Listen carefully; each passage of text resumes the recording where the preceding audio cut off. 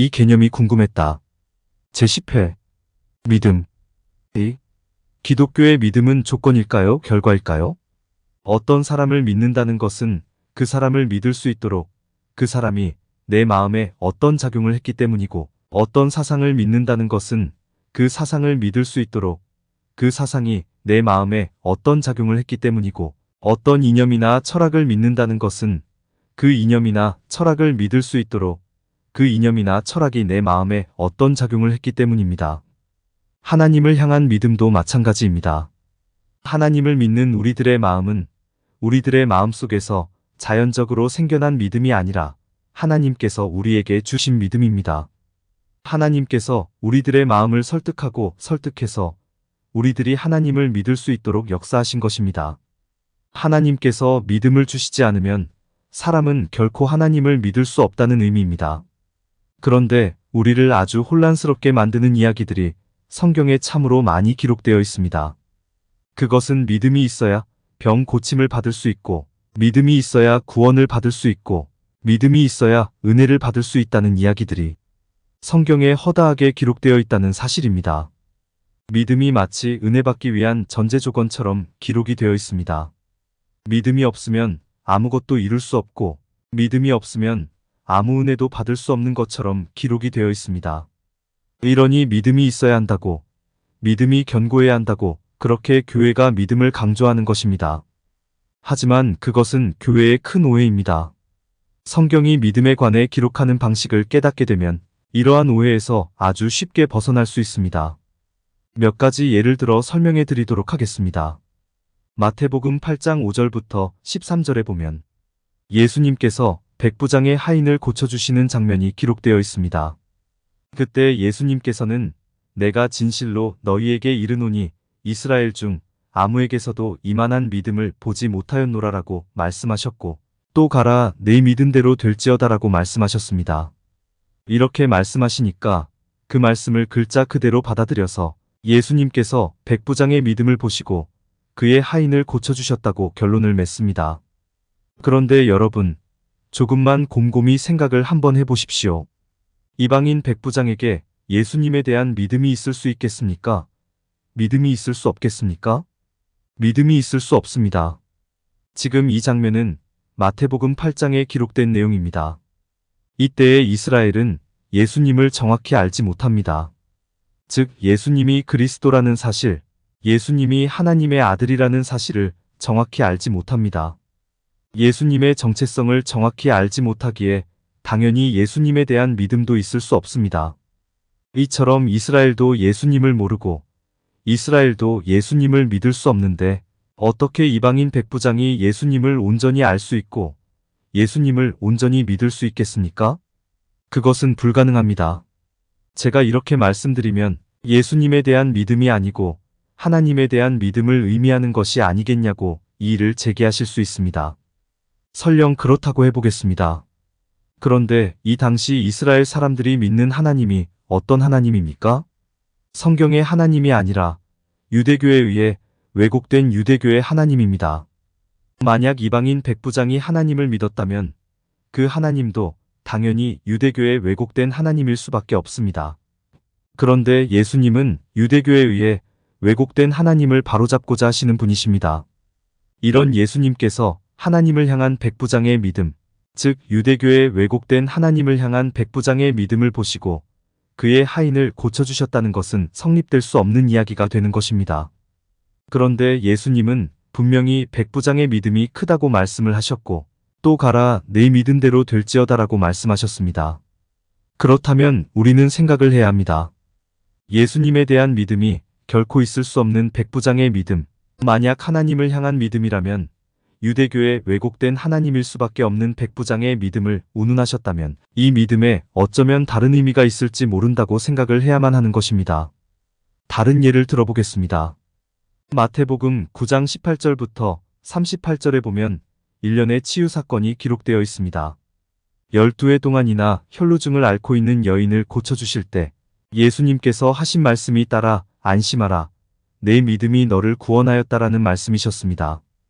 또 맹인들의 눈을 뜨게 하실 때도 예수님께서 하신 말씀이 너희 믿음대로 되라라는 말씀이셨습니다. 이렇게 기록이 되어 있으니까 사람들은 믿음이 있어야 치유받을 수 있다고 생각합니다. 즉 믿음이 치유받는 전제 조건이라고 생각을 합니다. 그러나 한 관리의 딸을 고쳐주실 때는 물러가라, 이 소녀가 죽은 것이 아니라 잔다라고만 말씀하셨습니다. 믿음에 대해 일체 말씀하시지 않았습니다. 말 못하는 사람을 고쳐주실 때도, 또 허다한 무리를 치유하여 주실 때도 예수님께서는 그들의 믿음에 대해 이런 방구도 하지 않으셨습니다. 반드시 믿음이 있어야 치유받는 것이 아니라는 의미입니다. 즉 믿음이 치유받는 전제 조건이 아니라는 의미입니다.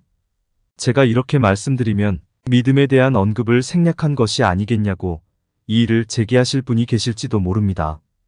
그런데 반드시 믿음이 있어야 치유받는 것이라면, 믿음이 치유의 전제 조건이라면 믿음에 관한 언급을 생략하면 절대로 안 됩니다.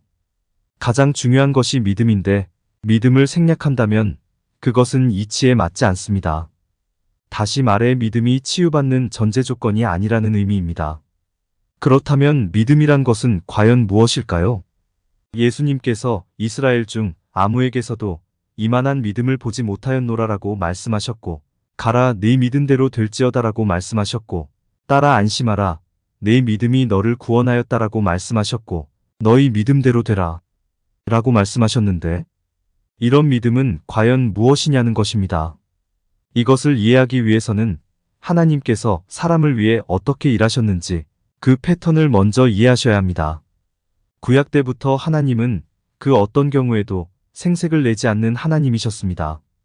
그 어떤 경우에도 공치사를 하지 않는 하나님이셨습니다. 오히려 공로는 모두 사람에게 돌리시는 하나님이셨고 책임은 모두 하나님께로 넘기는 하나님이셨습니다. 단 것은 모두 사람에게 돌리시고 쓴 것은 모두 하나님께서 삼키시는 하나님이셨습니다. 하나님의 아들로 오신 예수님도 마찬가지입니다. 예수님께서 사람을 고쳐주시는 이적을 행하실 때 그 이적은 무조건적인 은혜입니다. 사람의 조건과 사람의 자격을 보시고 베푸시는 은혜가 결코 아닙니다. 따라서 그 공로는 오로지 예수님께만 있습니다. 그러나 예수님께서는 그 공로를 차지하시지 않습니다. 모든 공로를 다 사람에게 돌리십니다. 이때 사용되는 용어가 바로 믿음이라는 용어입니다. 즉 은혜로 고쳐주시고서는 네가 믿음이 있어서 내가 고쳐주었다고 말씀하시는 것입니다. 구원도 마찬가지입니다. 구원을 받기에 합당한 사람이 없었고 구원을 받기 위해 수고하고 애쓴 사람이 없었습니다. 모든 사람이 거저 공짜로 무료로 즉 은혜로 구원을 받았습니다. 그런데 믿음으로 네가 구원을 받았다라고 말씀하십니다. 실제로 사람에게 믿음이 있었던 게 아니라 하나님께서 하나님의 공로를 사람에게 돌리시는 것입니다. 따라서 성경에서 사람의 믿음을 사람의 상태, 사람의 의지, 사람의 확신, 사람의 신념으로 이해하는 것이 아니라 믿음을 하나님의 은혜로 이해하면 거의 틀림이 없습니다. 즉 믿음은 하나님의 은혜로 사람에게 주어지는 것이 되는 것입니다. 이것을 확증해 줄 수 있는 성경 표현 몇 가지를 말씀드리겠습니다. 로마서 2장 17절, 믿음으로 믿음에 이르게 하나니라는 표현이 있습니다. 앞에 믿음은 무엇이고 뒤에 믿음은 무엇일까요? 앞에 믿음은 하나님의 은혜이고 뒤에 믿음은 사람의 믿음입니다. 즉 하나님의 은혜로 사람에게 믿음이 주어지는 것이라는 표현입니다. 또 고린도전서 12장 8절부터 11절에 이런 기록이 있습니다. 어떤 사람에게는 성령으로 말미암아 지혜의 말씀을, 어떤 사람에게는 같은 성령을 따라 지식의 말씀을, 다른 사람에게는 같은 성령으로 믿음을, 어떤 사람에게는 한 성령으로 병 고치는 은사를, 어떤 사람에게는 능력 행함을, 어떤 사람에게는 예언함을, 어떤 사람에게는 영들 분별함을, 다른 사람에게는 각종 방언 말함을, 어떤 사람에게는 방언들 통역함을 주시나니 이 모든 일은 같은 한 성령이 행하사 그의 뜻대로 각 사람에게 나누어 주시는 것이니라라는 말씀이 있습니다. 하나님의 은사를 설명하는 말씀인데 분명히 다른 사람에게는 같은 성령으로 믿음을이라는 표현이 있습니다. 즉 믿음은 하나님의 은사라는 것입니다. 믿음은 하나님의 선물이라는 것입니다.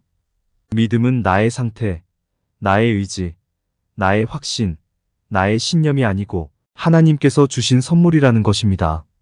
즉 믿음은 하나님으로부터 은혜 받기 위한 조건이 아니라 하나님으로부터 은혜 받은 결과라는 것입니다. 그래서 여러분께 여쭈어 보겠습니다. 여러분은 하나님을 믿으십니까? 여러분은 예수님을 믿으십니까? 여러분은 기독교를 믿으십니까? 그렇다고 대답하셨다면 여러분들은 하나님의 은혜를 충만히 받으신 분들입니다. 하나님의 은혜로 구원을 받았고 하나님의 은혜로 믿음을 받아서 하나님을 향한 믿음을 소유하신 분들입니다. 이제는 그 은혜, 그 구원, 그 믿음을 맘껏 누리시는 가운데 기쁘고 즐겁고 신나고 아름답고 행복하게 살아가실 수 있기를 바랍니다. 감사합니다. 끝으로 공감이 되었다면 구독과 좋아요, 알림 설정 부탁드립니다. 하나님의 말씀을 바르게 전하는데 큰 도움이 될 것입니다. 평등하고 공정하며 정의롭고 행복한 세상을 이루는데 큰 도움이 될 것입니다.